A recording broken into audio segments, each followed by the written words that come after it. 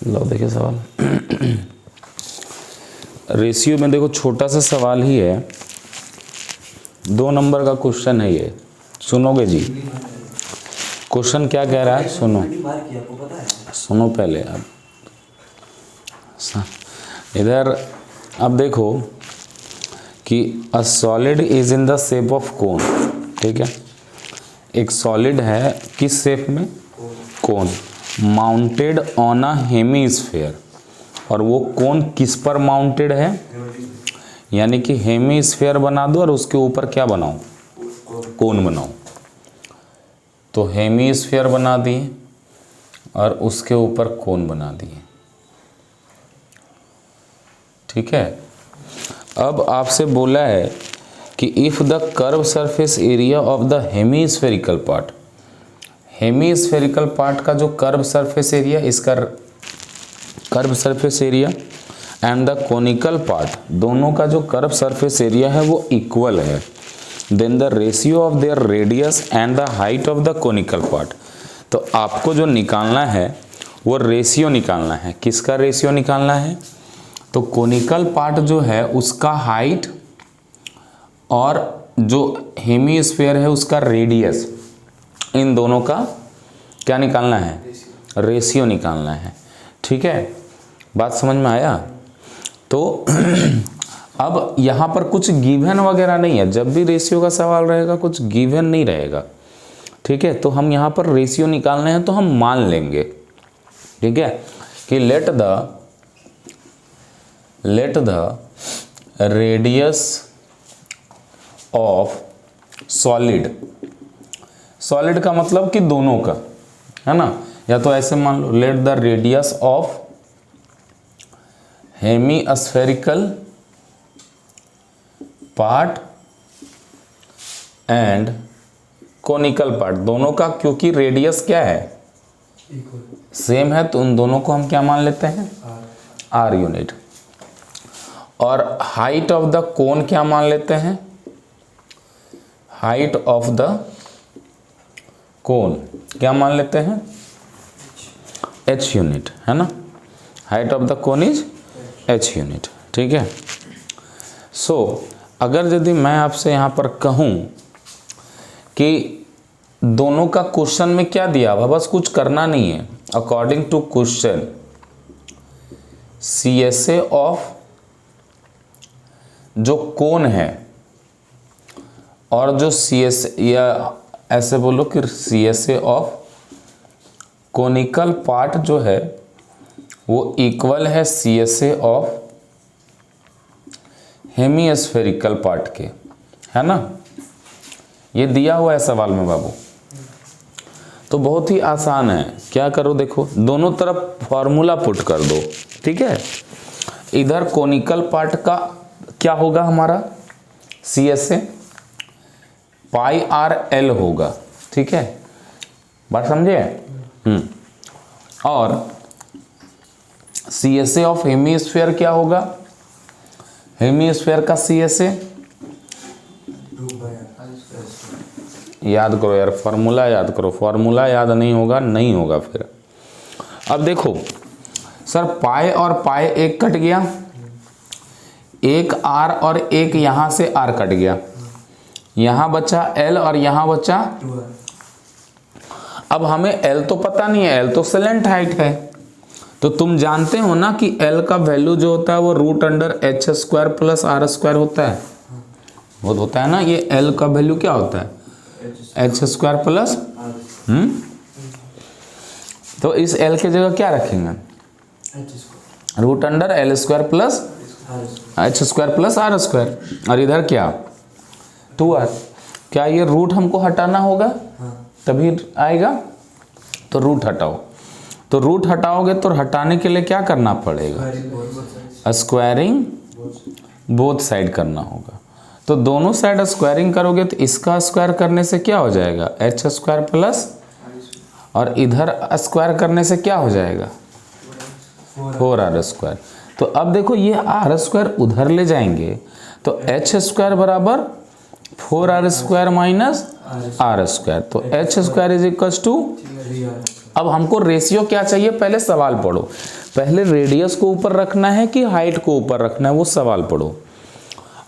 Radius and the height of the कोन बोला होगा, यही बोला है ना।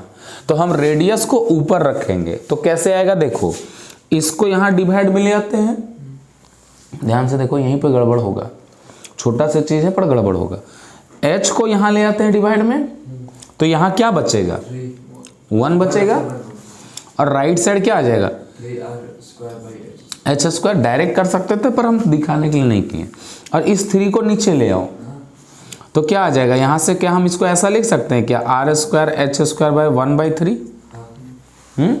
तो मुझे तो r बाय एच चाहिए ना, तो हम इसको लिख सकते हैं r बाय एच का whole square is equal to 1/3। तो r बाय एच क्या हो जाएगा, रूट अंडर 1/3। तो r बाय एच क्या हो जाएगा, अंडर रूट 1 का वैल्यू 1 और अंडर रूट 3 का 3। तो r is to h is equal to 1 is to, तो answer is 1 is to root 3। ये 2 नंबर का सवाल है, पूछा गया। क्या करो अब, बनाया करो। क्वेश्चन क्या कह रहा है इसमें, तुम सोचो करना क्या है सवाल में। एक सॉलिड है composed bye cylinder and hemispherical ends. Ends में, दोनों एंड्स में हेमिस्फेयर है। मतलब अगर यदि हम उस फिगर को बनाएं तो एक सिलेंड्रिकल है और कंपोज्ड बाय हेमिस्फेरिकल, मतलब नीचे भी हेमिस्फेयर है, ऊपर भी हेमिस्फेयर है, दोनों तरफ हेमिस्फेरिकल एंड बना हुआ है। आगे कह रहा है कि if the whole length of the solid, ये टोटल लेंथ सॉलिड का कितना दिया हुआ है, बोलो 104 सेंटीमीटर टोटल लेंथ। तो अब तुम पहले ये बात सोच लो, जब टोटल लेंथ दिया हुआ है और ये रेडियस अगर यदि है, तो इसका हाइट निकालने के लिए सिलेंडर का इसका रेडियस और इसके रेडियस को माइनस कर देंगे। ठीक है, आगे समझते हैं। And the radius of each of the hemispherical is 7 centimetre. देखो हर एक रेडियस कितना कितना सेंटीमीटर है, 7 सेंटीमीटर। ये भी हमारा कितना है, 7 सेंटीमीटर है। तो आपको निकालना है find the cost of polishing the surface at the rate of ₹10 decimetre centimetre square, decimetre square, decimetre में निकालना है। तो हमको डेसीमीटर बाद में सोचेंगे ना, पहले तो ये निकाल लेते हैं। टोटल इसको पेंट करना है, तो तुम पेंट कैसे करोगे। मान लो ये सिलेंड्रिकल एंड है, इसके ऊपर अगर दी हेमिस्फेयर है, इसके नीचे भी हेमिस्फेयर है। तुम हेमिस्फेयर एंड और सारे को पेंट करोगे तो क्या क्या पेंट होगा। एक तो तुम्हारा इसका CSA पेंट होगा, हैं? कौन सा सरफेस पेंट हो रहा है, ये वाला ना। तो ये क्या है सिलेंडर का, ये सिलेंडर का क्या है, कर्व सरफेस एरिया। और तुम ऊपर हेमिस्फेयर बना हुआ है तो ऊपर से पेंट करोगे ना, कर्व सरफेस एरिया ही पेंट हो रहा है, मतलब सारे का कर्व सरफेस एरिया पेंट हो रहा है। सर इसका कर्व सरफेस एरिया निकालने के लिए 2πr², इसका कर्व सरफेस एरिया निकालने के लिए 2πr, इसका कर्व सरफेस एरिया निकालने के लिए 2πrh, 2πrh। तो सर r तो पता है, r क्योंकि सेम ही होगा, लेकिन h क्या होगा। तो हाँ 14 माइनस कर देंगे, 7 इधर से और 7 इधर से। तो कुछ करना नहीं है, सबको लिख दो पहले। रेडियस ऑफ हेमिस्फेरिकल इन क्या हो जाएगा, रेडियस ऑफ हेमिस्फेरिकल एंड कितना हो जाएगा, 7 सेंटीमीटर है रेडियस, है रेडियस पता है। अच्छा रेडियस ऑफ सिलेंड्रिकल पार्ट क्या हो जाएगा, वो भी तो हमारा क्या हो जाएगा 7 ही होगा ना, अलग तो होगा नहीं। उसके बाद नेक्स्ट हाइट, हाइट ऑफ किसका, हाइट सिलेंडर का, सिलेंड्रिकल पार्ट का हाइट निकालते हैं। सिलेंड्रिकल पार्ट कैसे निकलेंगे, तो सर 104 में माइनस कर देंगे 7 ऊपर से और 7 नीचे से, 7 ऊपर से 7 नीचे से। तो यानी कि 104 माइनस 14 कर देंगे तो 090 आ जाएगा सेंटीमीटर में, है कोई दिक्कत यहाँ तक।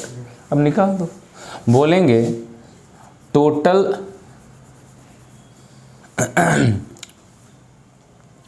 बोलेंगे area of solid to be painted, जो सॉलिड का एरिया पेंट होगा वो क्या होगा? बोलेंगे sir CSA of 2 hemisphere, hemispherical and,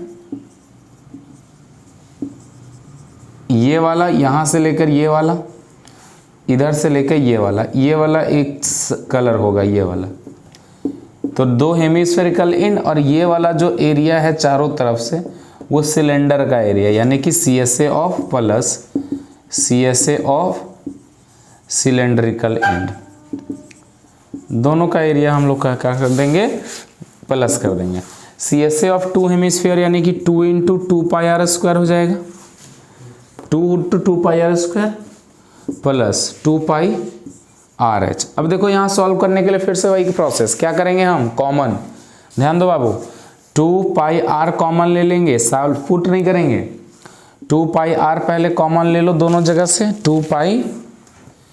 2 pi are common ले लिए, क्या बचा? 2 पाई आर कॉमन ले लिए तो यहाँ बचा 2, यहाँ बचा आर, पाई तो निकाल दिया ना, प्लस 2 पाई आर का लफ्ज ले लिए तो एच बचा। अब पुट कर दो तुम, 2 इंटू पाई का वैल्यू 22/7, यूज तो नहीं करने बोला था दूसरा हमको पाई का, नहीं, ठीक है। तो यहाँ पर पाई का वैल्यू 22/7, आर का वैल्यू 7, 2 इंटू आर का वैल्यू 7 प्लस एच का वैल्यू, हाइट का वैल्यू कितना रखेंगे? 90, 7 7 कैंसिल हो गया, 2 इंटू 22 इंटू ये कितना हो गया? 14, और ये फिर 104 हो गया। ये इतना सेंटीमीटर स्क्वायर क्या हो जाएगा? एरिया होगा जिसमें तुम्हें पेंट करना है। अब तुम ध्यान दो, अब तुम्हें लेकिन निकालना है कॉस्ट ऑफ पेंटिंग, लेकिन ध्यान देना है अब यहाँ, ऐसा नहीं है तुरंत हो जाएगा। जो रेट दिया हुआ है वो दिया हुआ है ₹10 पर डेसीमीटर स्क्वायर। तो हम इस सेंटीमीटर वाले को पहले हम किस में चेंज कर लेंगे? डेसीमीटर में, इस एरिया को, ठीक है। तो अरे यार डेसीमीटर में करोगे तब ना, ये तो डेसीमीटर का कॉस्ट दिया हुआ है ना, हैं? कर इसको भी सकते हैं पर हम इस एरिया को डेसीमीटर में चेंज करेंगे, ठीक है। अब एरिया को चेंज करने के लिए पहले तो तुम्हें याद रखना होगा कि sir 1 decimetre is equal to 10 centimetre होता है, ठीक है। तो अब यहां पर देखो जो एरिया टू बी पेंटेड, जो एरिया पेंट होगा वो कितना हो जाएगा? देखो 2 इंटू 22 इंटू 10। अब ध्यान दो ये सेंटीमीटर में है, अब यहाँ 2-2 सेंटीमीटर है ना, सेंटीमीटर का स्क्वायर का मतलब क्या होता है? Centimetre into centimetre. अब इस सेंटीमीटर को बदलेंगे डेसीमीटर में, तो सेंटीमीटर से डेसीमीटर में जाना है तो 1/10 आ जाएगा ना, डिवाइड करेंगे ना हम 10 से, बोलो हाँ या ना।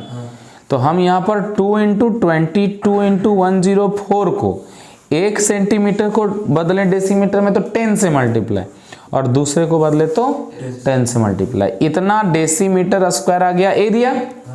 समझ गए? अभी हम मल्टीप्लाई वगैरह नहीं करेंगे, सबसे लास्ट में करेंगे।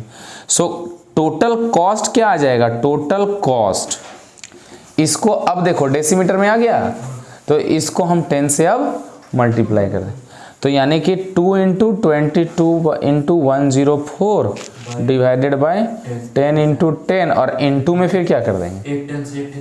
10 से एक 10 खत्म हो जाएगा, 2 से ये 5 टाइम्स में खत्म हो जाएगा, ठीक है। अब तो 5 से कटेगा नहीं, ठीक है।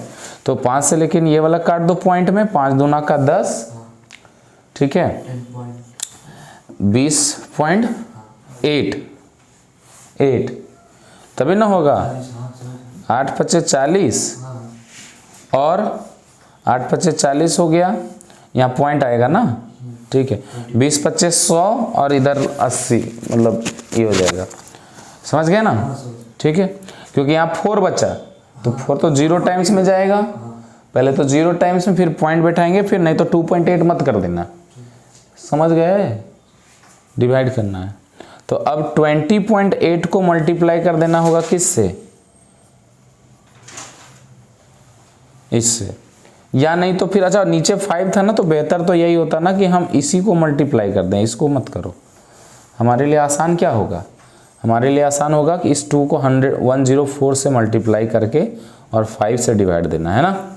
तो हम 22 से मल्टीप्लाई करेंगे 104 को, तो कैसे करेंगे, 104 20 + 2 कर दो इसको, तो 4 4 8 2 प्लस 0 आ गया, फिर 2 से करेंगे तो 8 0 2 आ जाएगा, ऐड करेंगे कितना आ जाएगा जी, 8 8 2 2 2 2 8 8 आ गया क्या, और डिवाइडेड बाई 5, ये आ गया मल्टीप्लिकेशन। तो अब 5 से करेंगे तो इसको 5 चौका 20, 5 छके 25, 3 बचा, 5 सत्ते 35, ये आ जाएगा 457 रुपया 60 पैसा। इतना कॉस्ट लगेगा हमको इस वाले सॉलिड को पेंट करने में, ठीक है। तो ये कॉस्ट निकालने का ये तरीका हो जाएगा तुम्हारा ऐसे करके, ठीक है।